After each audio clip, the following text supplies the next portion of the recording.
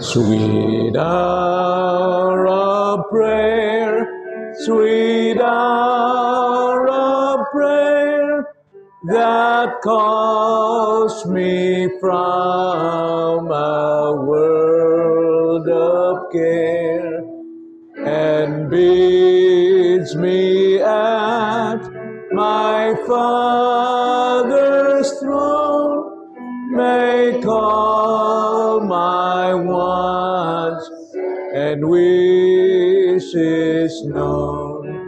In seasons of distress and grief, my soul has often found relief, and oft escaped the tempter's snare by thy return, sweet hour of prayer.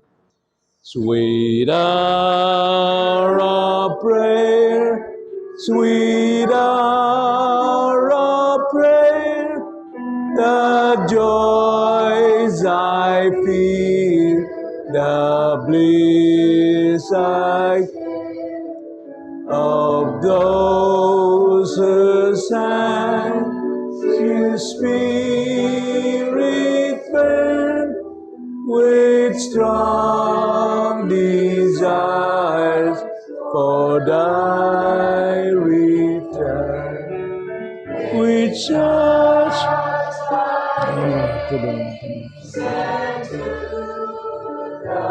ways were brought by Savior shows His face, and by His name by station there, and wait for Thee, sweet hour of prayer.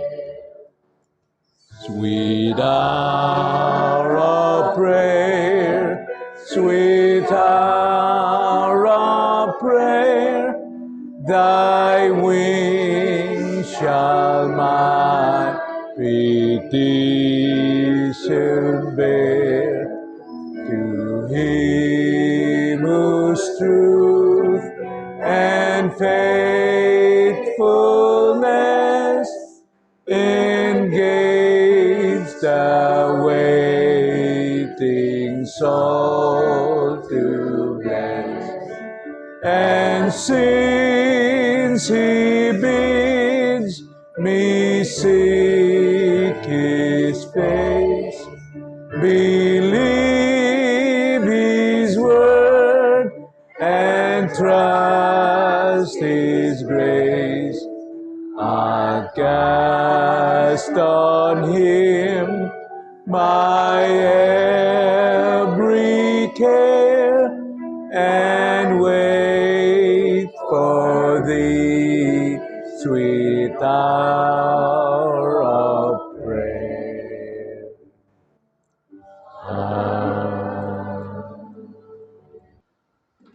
Likas sa tao ang nagpapasalamat kapag nakatatanggap ng mga biyaya ng Panginoon. Ngunit paano kung humaharap sa mga pagsubok?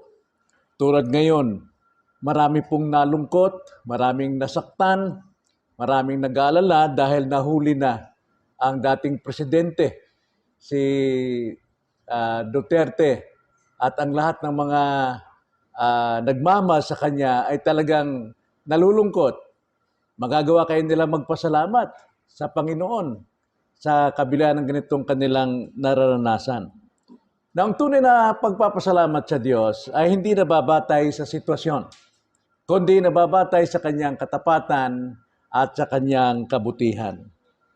So ating pag-aaralan ngayon na talata sa banal na kasulatan ay magpapaalala sa atin na ang tunay na pagpapasalamat ay dapat taos-puso at ipinapahayag sa iba. Basahin natin ang Psalms chapter 9 verse 1. Ganito ang pagkakasabi. Ako'y magpapasalamat sa Panginoon ng buong puso ko. Aking sasabihin sa lahat ang kahangahangang mga gawa mo. Ulitin ko po, ito po'y awit ni David. Ako'y magpapasalamat sa Panginoon ng buong puso ko. Aking sasabihin sa lahat ang kahangahangang mga gawa mo. Tayo po'y manalangin. Panginoon, nagpapasalamat kami sapagkat wala pong anumang nangyari sa buhay namin, ang mga nangyari noon sa kasalukuyan at sa darating na hindi ninyo alam, sapagkat kayo po ang namamatnugot, kayo pong namamahala, kayo pong nangangasiwa, at kayo po, Panginoon, ang may akda ng lahat ng bagay. Kaya dapat lamang ng lahat ng pasasalamat ay patungo sa inyo at sa inyo lahat at hindi nababatay sa aming sitwasyon. Sapagkat kung ganun po ang aming pasasalamat, agad itong mawawala sapagkat ang mga pagsubok sa buhay ay hindi mawawala sa amin. Kaya ngayong gabi, tulungan niyo kami, Panginoon, kung paano po kami magpasalamat sa inyo sa daan po ng pananalangin. Sapagkat ito po ang pinakadakilang bahagi ng panalangin ay ang magpasalamat sa inyo. Lahat ng ito'y samot dalangin namin sa tanging pangalan ng aming Panginoong Jesucristo. Amen. Now, ang Psalms 9 ay sinulat ni Haring David bilang isang awit ng papuri. Isang awit ng papuri dahil sa kanyang katapatan at pagliligtas sa lahat ng kanyang mga kaaway. Now, sa kabila ng laban o pagharap ni David sa kanyang mga kaaway, mas pinili ni Haring David ang magpasalamat at purihin ang Diyos. Yun ang kanyang ugali. Sa kabila po ng lahat ng kanyang hinaharap na kaaway, mga pagsubok, ay mas pinili niya ang magpasalamat at magpuri sa Diyos. So ang panalangin ito ay hindi lamang para sa panahon ng tagumpay, kundi pati sa mga hamon ng buhay. So talatang ito, mga kapatid, mapapansin natin ang dalawang katangian ng tunay na pagpapasalamat sa Diyos. Una, ang tunay na papasalamat sa Diyos ay ginagawang buong puso. Hindi ito nababatay sa kondisyon ng kalagayan o sitwasyon, sirkunstansya, kundi ang pasasalamat sa Diyos, ginagawa itong buong puso. Balikan natin ang pagkakasabi ni Haring David. Ang sabi niya, ako'y magpapasalamat sa Panginoon ng buong puso ko. Binigyan niya ng diin ang kanyang pagpapasalamat ng buong puso sa kanyang sarili. So ang tunay na papasalamat ay hindi kalahati o hindi pag-alinlangan, kundi ito'y buong puso o taos puso ang ating pasasalamat. Bakit? Kilala ni David kung sino ang Diyos. Ganon din tayo. Kung kilala natin ang Diyos, anuman ang pangyayari sa buhay natin, magagawa pa natin magpasalamat ng taos puso sa Kanya. Hindi lang ito ipinapahayag na pasasalamat dahil sa magandang kalagayan, kundi kahit sa gitna ng mga pagsubok, dapat nating ibigay ang taos pusong pasasalamat sa Kanya. Halimbawa, kilala naman natin si Job. Si Job sa chapter 1, sa verse 21, sa kabila ng lahat ng kanyang ari-arian, maging ang 10 kanyang mga anak, at lahat ng kanyang ari-arian ay nawala sa kanya. Pero hindi niya nagawa ang mag-alburuto. Bagkus siya lumapit sa Diyos at sinabi niya, babasahin ko lang, Job 1:21, ang Panginoon ang nagbigay, ang Panginoon din ang bumawi, purihin ang pangalan ng Panginoon. Isang paraan ng pagpapasalamat ni Job sa kabila ng lahat at inamin niya na wala siyang dapat ikabahala o ikasama ng loob, mawalan man siya ng lahat ng bagay sa buhay sapagkat alam niyang ang Diyos ang pinagmumulan ng lahat ng ito. Wala tayong karapatang magalit kung tayo may mawalan sapagkat alam natin may layunin ng Panginoon at alam natin ang layunin ng Diyos kay Job. Ito ay contest between God and Satan sa buhay ni Job. Ganon din naman sila Pablo at Silas, di ba? Sa Acts chapter 16, sila ay hinuli, ginulpi, binugbog, sinaktan at sila ay talagang binilanggo. At sa kanilang pagkabilanggo, mga kapatid, mahapdi pa ang kanilang mga sugat, sakit pa ang kanilang mga kasukasuan dahil sa bugbog na sinapit, ngunit sila'y umawit ng papuri. Ang kanilang pagpapasalamat ay dinaan nila sa mga awit. Kaya napakalaga po ang umawit kapag tayo'y sumasamba. Hindi natin binubulong yung awit, hindi natin inaawit sa isip lang. Kundi binubulalas natin ng buong lakas ng ating baga, isang paraan ng pagpapasalamat natin sa Diyos kung naunawaan natin ang ating awit. Kaya ang Diyos ay naluluwalhati sa awit ng kanyang mga tao dahil kinikilala ng mga tao niya ang kanyang kadakilaan. Isang paraan ng pagpapakita ng pasasalamat. Kanya nga, ang pasasalamat ay hindi dapat nakadepende sa ating emosyon. Hindi dapat nakadepende sa ating pakiramdam, kundi dapat nakadepende sa ating pananampalataya, sa ating paniniwala sa Diyos. So yung una na katangian ng totoong pasasalamat ay ang ginagawa nating buong puso. Ikalawa, ang tunay na pasasalamat ay ipinapahayag natin sa iba. Kaya po, huwag natin ikahiya na umawit ng malakas sa harap ng ating mga kapatiran.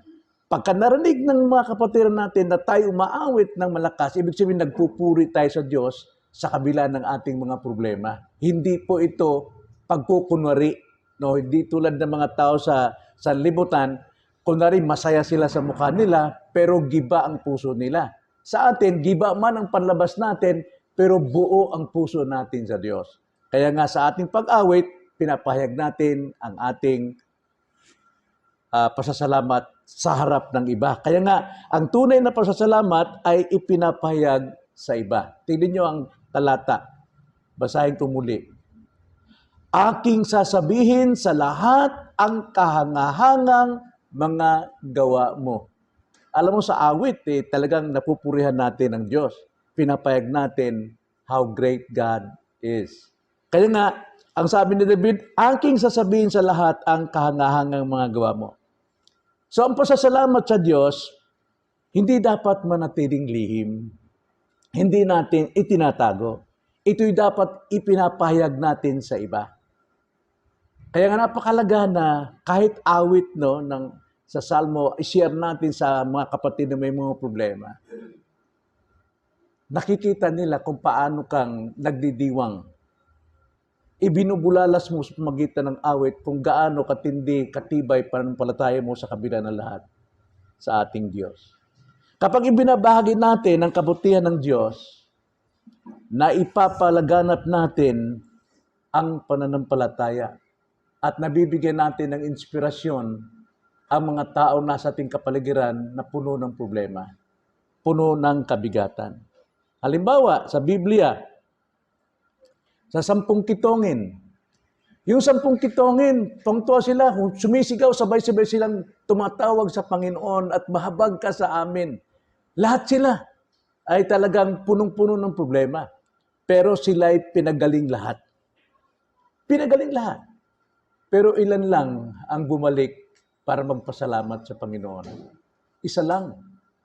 Kaya yung isang yon, hindi lamang siya nakatanggap ng kagalingan pisikal, natanggap niya rin ang kagalingang espiritual. Kaya nga, sa ating pagpapasalamat sa ating Panginoon, dapat nating ipahayag upang magkaroon sila ng inspirasyon na sila din ay sumampalataya sa Panginoon nating Diyos. So ang lahat ng ating pasasalamat ay dapat maging patotoo sa lahat ng ating kakilala, kamag-anak. Pakita natin ang kabutihan at katapatan ng Diyos sa ating pasasalamat. Alam niyo, may isang bata, binigyan siya ng tatay niya ng isang mamahaling laruan. Sa tuwa niya, grabe yung batang ito, sa tuwa niya, kanyang iningatan ang laruang ito, itinago niya, inilihim niya. Pumuputok ang puso niya sa katuwaan dahil binigyan siya ng tatay niya ng isang magandang laruan. Pero nakita niya isang bata sa kapitbahay, isang kahoy na laruan lamang na kalesa na binigay ng kanyang tatay, dinala ito sa labas at winiwagayway niya sa mga kabataan, eto, ang regalo ng tatay ko, napakabait ng tatay ko. Lahat ng mga kaibigan niya, natuwang-tuwa rin, nagsisigaw sila, halakhakan sila sa haligayahan. Saan ka doon? Katulad, nakatanggap ka ng dakilang biyaya sa Diyos at tinago mo mag-isa? O nakatanggap ka kahit maliit, ipinahayag mo sa marami? Alin ang tama ron? Kaya nga, sa ating pagpapasalamat, dapat lang may pagsamba sa ating Panginoon. Siya ang ating nadadakila. So ang pusong puno ng pasasalamat ay isang pusong malapit sa Diyos. Hindi lang malapit, malapit sa Diyos. Dahil lumalabas sa Kanya ang katangian ng Diyos na isang magalaking tao. Tulad ni David, naway patuloy nating ipagsigawan ito. Ang sabi ni David, ako'y magpapasalamat sa Panginoon ng buong puso ko. Aking sasabihin sa lahat ang kahangahangang mga gawa mo. Tayo manalangin. Panginoon, maraming salamat po sa kadakilaan, pribilehiyo. Na anumang sandali, anumang kalagayan namin, anumang natanggap namin, pagsubok man o pagpapala, mayroon kaming karapatan at pribilehiyong magpasalamat sa iyo ng taos-puso. At kailangan naming ipahayag ito sa iba. Sa pamamagitan ng pasasalamat namin sa awit, pasasalamat namin sa mga kapahayagan ng kagalakan ng iyong kadakilaan. Maraming salamat po, itong aming dalangin sa pangalan ng Panginoong Hesus. Amen.